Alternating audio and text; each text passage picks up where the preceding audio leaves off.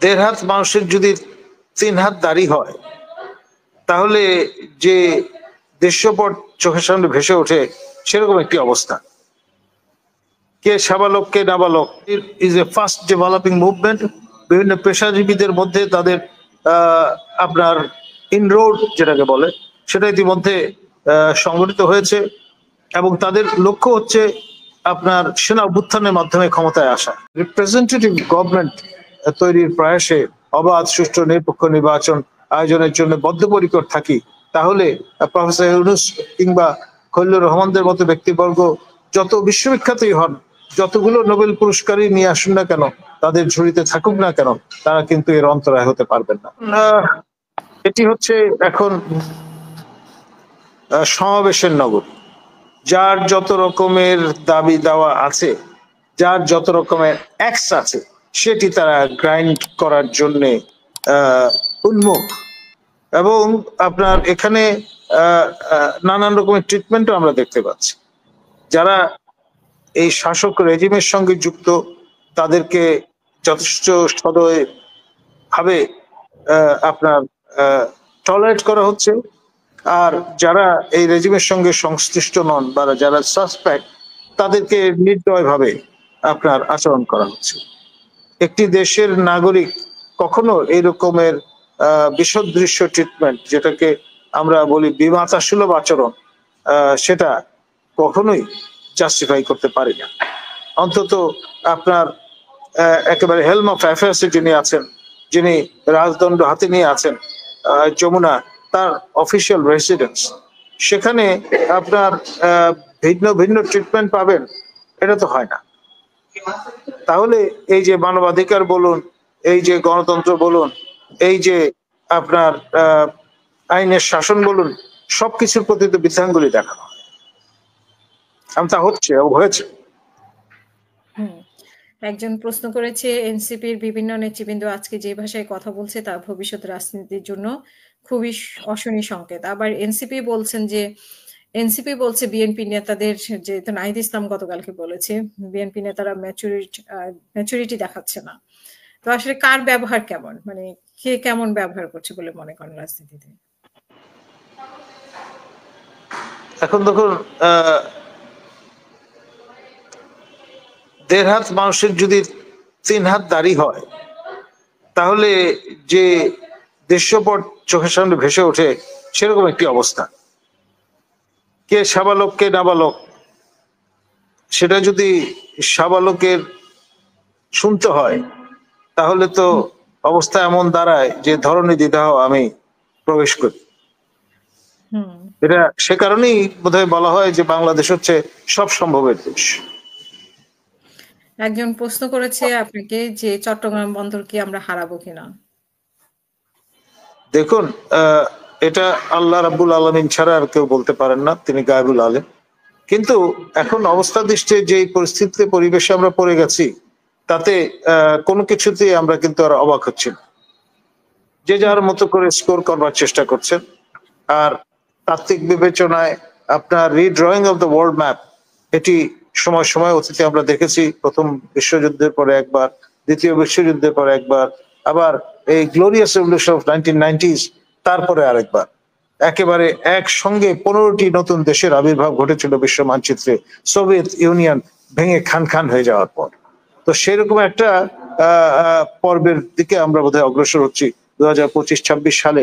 হয়তো দেখা যাবে রিড্রয়িং of the map in through out the globe আবারও ঘটবে বা সংগঠিত হবে। তো সেই ফেনোমেননের সঙ্গে সংশ্লিষ্ট এই কর্মকাণ্ডগুলো তারা তো খোলাসা করে বলেই দিয়েছেন যে নির্বাচন কমিশন পক্ষপাতদুষ্ট এবং তারা বিএনপির প্রতি সদয়, এমনটি তারা মনে করেন। সুতরাং অনতিবিলম্বে তাদের বাড়ি পাঠিয়ে দেওয়া দরকার, এটা তাদের দাবি। তাহলে কি বাকি উপদেষ্টা তাদেরকেও তারা মনে করেন বিএনপির স্বার্থ রক্ষা করছে, জনস্বার্থ নয়। তাহলে বাকি উপদেষ্টারা কি এনসিপি স্বার্থ রক্ষা করছে? এখন ধরুন কথার প্রেক্ষিতে কথা আসে, এখন যদি বিএনপি বা তাদের সমমনা যে দলগুলো আছে 12 দল, তাদের পক্ষ থেকে যদি এরকমের অভিযোগ হাজির করা হয়, তাহলে অবাক হওয়ার কিছু থাকবে না। তাহরিরটা হচ্ছে এমন একটা entity, it's a global movement. আপনার ইখওয়ানুল মুসলিমের মতো বা জামাতে ইসলামের মতো বিভিন্ন দেশে তাদের চ্যাপ্টার আছে। আমার জানা মতে 4টি দেশে তারা নিষিদ্ধ ঘোষিত নয়, বাকি অনেক দেশে তারা ক্ল্যান্ডেস্টাইন অ্যাক্টিভিটির মধ্যে নিয়োজিত। এই মুভমেন্টের উৎপত্তি স্থল হচ্ছে আপনার জেরুজালেম শরীফ, যেটি আপনার ইহুদি, খ্রিস্টান এবং মুসলমান সবার জন্যই পবিত্র আপনার এলাকা বা শহর বলে চিহ্নিত। অর্থাৎ সেমিটিক সকল ধর্মের মানুষ এই নগরটিকে পবিত্র নগরী বলে মনে করে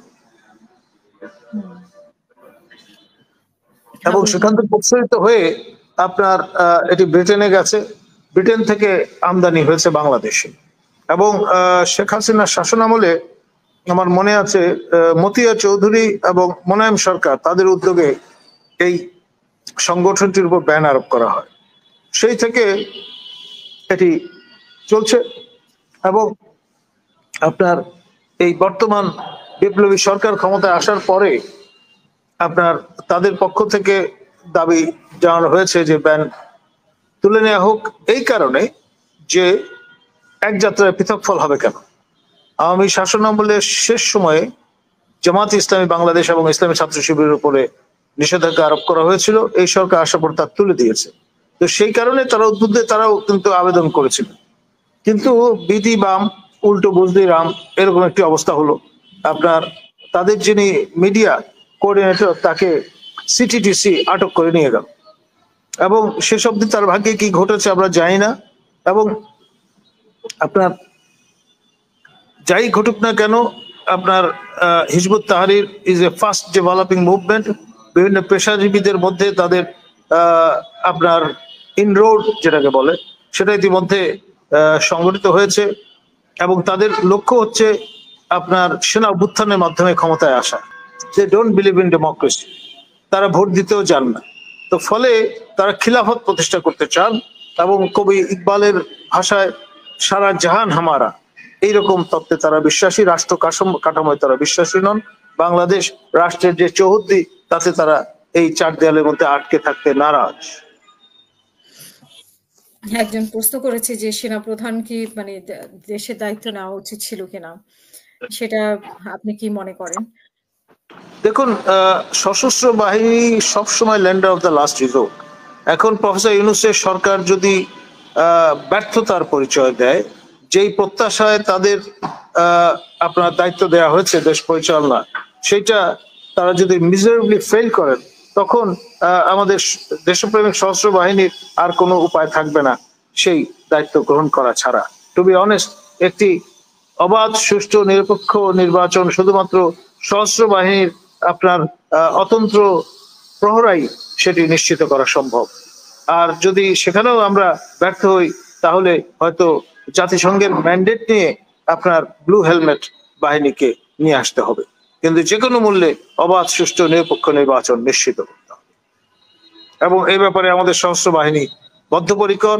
তারা সারা পৃথিবীতে বিভিন্ন দেশে আপনার ব্লু হেলমেট মাথায় দিয়ে তারা কিন্তু পেশাদারিত্বের সঙ্গে ইজ্জতের সঙ্গে কাজ করেছেন। আমি তাদের কাজের সুনাম শুনেছি ডেমোক্রেটিক রিপাবলিক অফ তিমোর লেস্টেতে, মোজাম্বিকে, ইউগান্ডায়, ডেমোক্রেটিক রিপাবলিক অফ কঙ্গোতে এবং বিশ্বের অন্যত্র।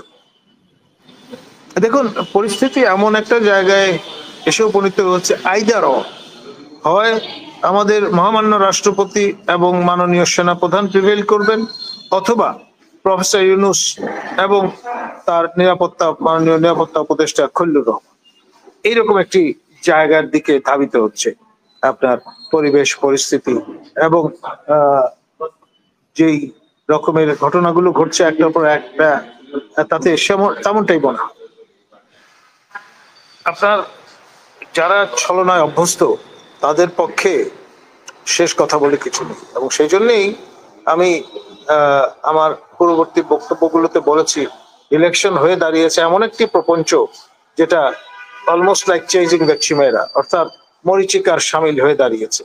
সুতরাং সবাই যদি আমরা সম্মিলিতভাবে মাননীয় সেনা প্রধানের এই যে আহ্বান তার সঙ্গে একমত পোষণ করি এবং তার সঙ্গে কাঁধে কাঁধ মিলিয়ে আমরা যদি জাতীয় স্বার্থে জনস্বার্থে আপনার একটি রিপ্রেজেন্টেটিভ গভর্নমেন্ট তৈরির প্রয়াসে অবাধ সুষ্ঠু নিরপেক্ষ নির্বাচন আয়োজনের জন্য বদ্ধপরিকর থাকি, তাহলে প্রফেসর ইউনূস কিংবা খলিলুর রহমানদের মতো ব্যক্তিবর্গ যত বিশ্ববিখ্যাতই হন, যতগুলো নোবেল পুরস্কারই নিয়ে আসুন না কেন, তাদের ঝুড়িতে থাকুক না কেন, তারা কিন্তু এর অন্তরায় হতে পারবেন না।